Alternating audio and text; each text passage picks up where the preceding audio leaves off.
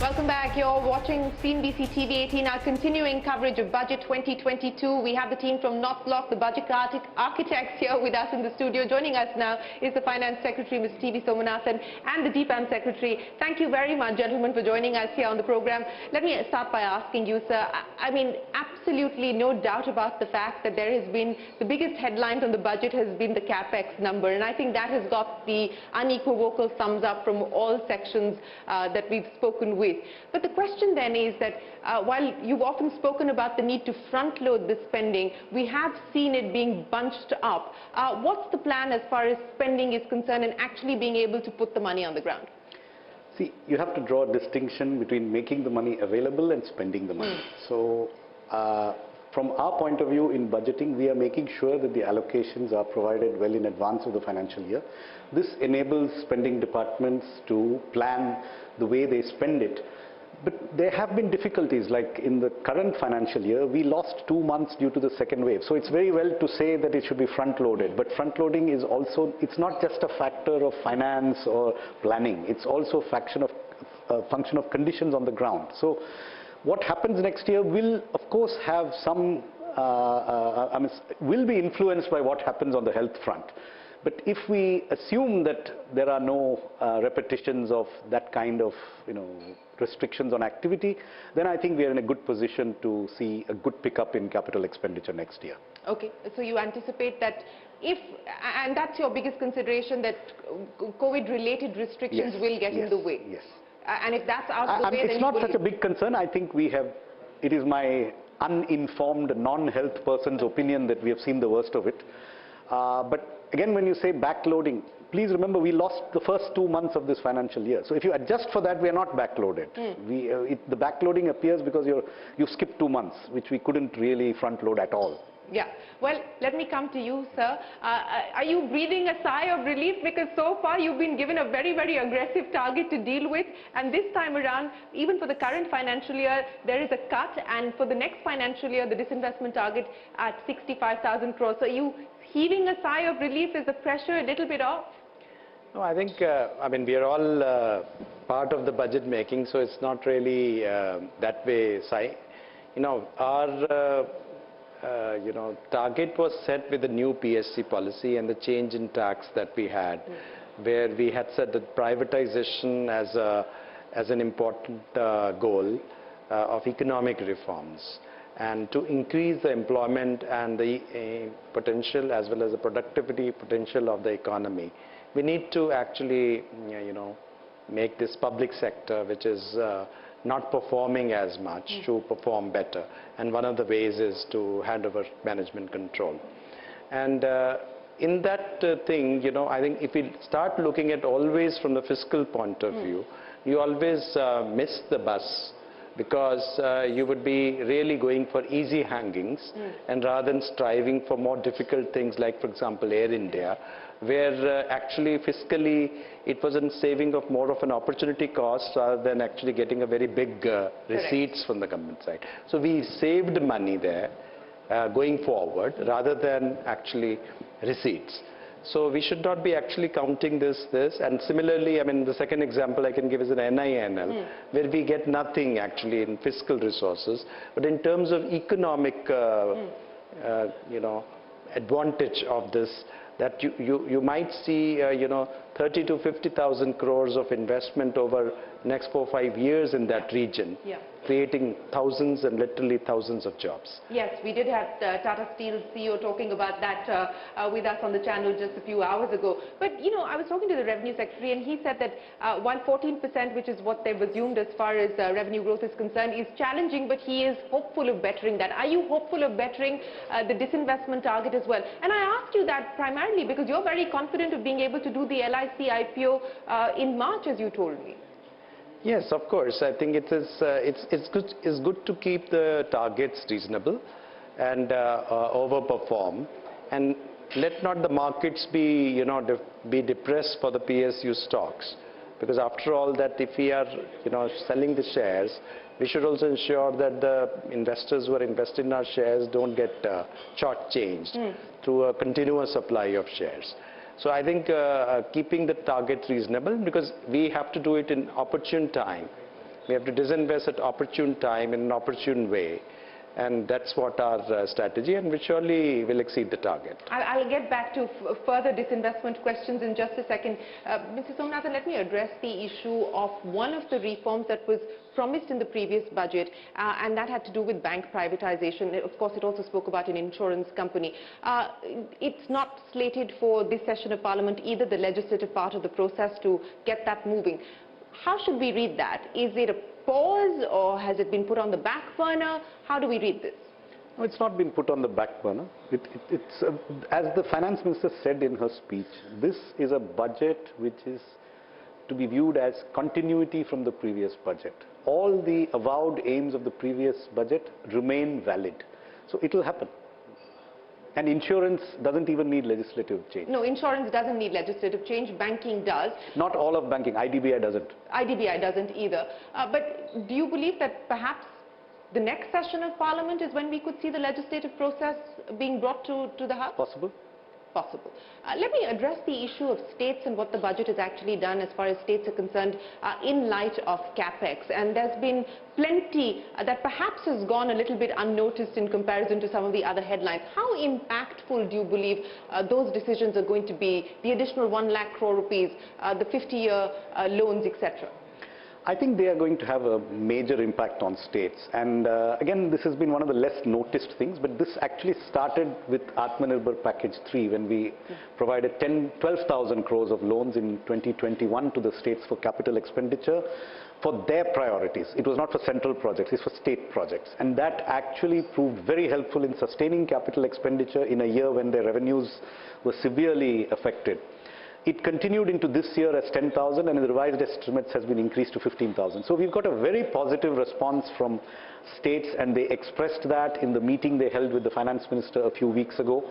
And this is over and above their normal market borrowing. So it won't eat into their other fiscal space. So I think this will have a big impact because these projects will be in the states. They're not national highways, they're not railways, they're far more dispersed and spread out. So in terms of employment effects and growth effects, the state capital expenditure has a lot of potential to boost activity in less known places and not just in the national highways and railways and the typical central capex. So I think it's an important measure, and I think the states were in the meeting that we had, I don't think anybody was expecting a lakh of crores, but the 10 to 15 itself has been welcomed by many of them, and I'm sure this will make a major contribution to reviving investment in the economy and jobs. And jobs as well. Let me ask you then, DIPAM Secretary, about the proposed disinvestment of BPCL, because it's been one of those things where there has been forward movement and then it's stalled. Is it likely to go through, maybe if not in this financial year, then at least at the start of the next financial year? Well, we are hopeful of it because we do have bidders who have been shortlisted, and they undertook due diligence, and we are persuading them to come forward so that they're ready for financial bidding. Unfortunately, there have been a lot of energy transition issues in this market, particularly refining, and you had climate change, carbon, and so on. So somehow it has been also caught up in that situation where people are weighing this. So I think we are hopeful that these things will be sorted at their end and they would be ready for the bidding, because after all what we do is to do the competitive, transparent, competitive bidding process, and much depends upon the competitive bids in order for us to close the transaction. Because if we don't get the proper bids, then obviously we are not in a position to close the transaction. The insurance company, as we said, that doesn't require any legislative changes. When can we expect a movement on that? And what about the pipeline as far as strategic disinvestment is concerned? The likes of Shipping Corporation, BEML and so on and so forth. If you can just give us some visibility on what the medium or short-term pipeline looks like. Yeah, see, our pipeline has, as you know, that any merger and acquisition process worldwide, and especially so when the government undertakes it, takes about a year's time if different things, because there are different stages to it. If you have a listed companies, you have an added issues relating to open offer and so on. Now, we have got certain transactions where we said we announced it and we are saying we are formulating the expression of interest. The second kind of transactions are where we have EOI we have issued and we are waiting for the qualified bidders to come in. The third category is where the expression of interest has been issued, qualified bidders are in, they are doing due diligence and we are waiting for financial bidding. And two of these transactions which you referred to is BEML and Shipping Corporation, where they are very advanced stage of coming for bidding. So, and then after we do the bids and we finally declare that hurdle, then we will go for an open offer and that kind of thing. So it goes in that cycle and we have different stages of that. So hopefully we should be able to get the financial bid soon for BEML and Shipping Corporation of India, where also a process of demerger is happening in order to take away some of the real estates assets that we are not selling along with the companies, which is also an important goal. In both the things, a lot of problems have already been sorted in respect of land with the state government. So we should be hopeful of getting those financial bids in that. Mr. Somanathan, let me address an issue which, there was a lot of conversation around the fact that the government may in fact want to consider an urban employment support scheme for unorganized workers, perhaps modeled on the lines of the NREGS, given the pandemic-induced distress. Was that a consideration? Is that a consideration? Even as far as the NREGS is concerned, the allocation, do you believe that that could potentially see the need for a higher allocation as the year progresses? So to answer the first part of your question, no, we are not considering an urban equivalent of an employment guarantee. On the other hand, as I said, the provisions, if you look at what we've said about the state capital expenditure loan, we've put a lot of emphasis on urban development there. And urban unskilled jobs will be an emphasis in the spending of the capital expenditure money of the states. So there's a lot of potential there for job, and these are gainful jobs. These are not doles. So in a sense, these are real jobs with real GDP being created. So the approach to urban employment is one. Now, if you notice, we've also started, we have committed to increasing the credit availability from the CGT MSE by 2 lakh crore. That's a lot of money. Yeah. This is collateral-free loans guaranteed by the government and which are not in the ECLGS bracket. So these are new enterprises and other enterprises that were not in the ECLGS fold. So that's a lot of money. That is one of the ways that jobs will be created, including particularly in urban areas, because most MSMEs are urban. And of course, the ECLGS expansion to the hospitality and related sectors. So these are the methods by which we actually propose to address the urban employment question. The state capital expenditure is a big part of it. There are also substantial grants to the municipalities through the Finance Commission, which also, I mean, they will be in a better position to spend this year when things are open. Yeah. On the rural employment guarantee, it's a demand-based scheme. In the last 2 years, the revised estimates have been substantially higher than the budget estimates. But we don't see that as the primary solution for employment. We see that as a sort of safety net if other things don't work. So the extent of the safety net will depend on circumstances, and it's too early to say what those circumstances will be.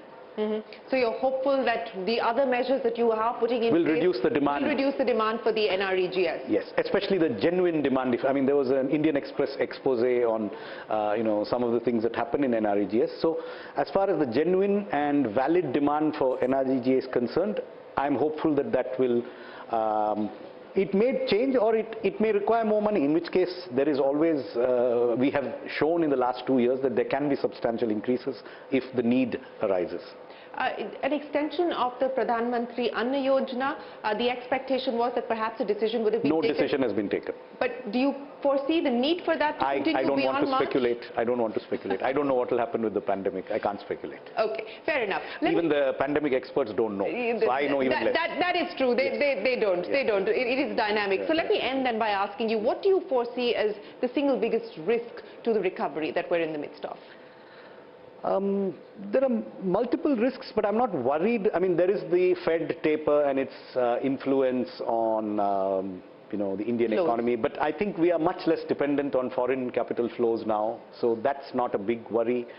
The oil prices are a worry, but I think the Fed taper works in the opposite direction of the geopolitical forces that are driving prices up. So gas prices, oil prices, commodity prices, these are all risks. But I think we have high foreign exchange reserves, we have a fairly stable macro economy. I think we can weather the storm if there is one.